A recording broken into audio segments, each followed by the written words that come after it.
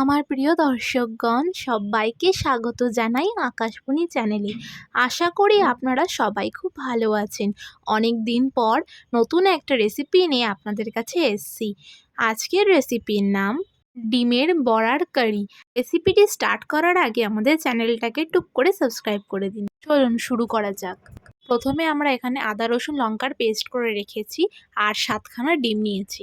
ডিমটাকে মাঝখান থেকে কেটে আর একটা সাইড দিয়ে কাট দিয়ে ঠিক এরকমভাবে রেডি করে নেব।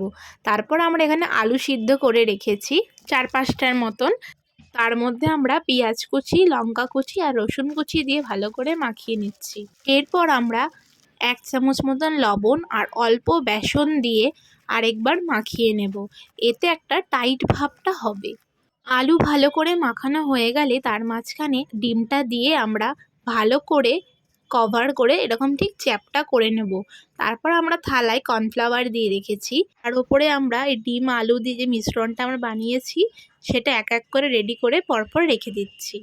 এরপর আমরা একটা বাটিতে একটা ডিম গোলাচ্ছি, তার মধ্যে বেসন, জিরের গুঁড়ো, লবণ আর অল্প ঘি দিয়ে ভালো করে আমরা ব্যাটারটাকে রেডি করে নিচ্ছি। ঠিক দেখুন এই রকমভাবে ব্যাটারটা হবে।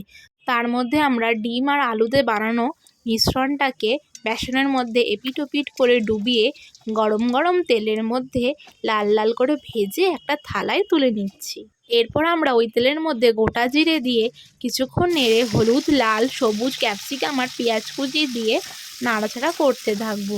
তার মধ্যে আমরা দিচ্ছি 1 চামচ লবণ, হলুদ গুঁড়ো দিয়ে আবার নাড়াচাড়া করতে থাকবো। কিছুক্ষণ পর আমরা পেঁয়াজ রসুনের এই পেস্টটা আমরা এখানে দিয়ে দিচ্ছি।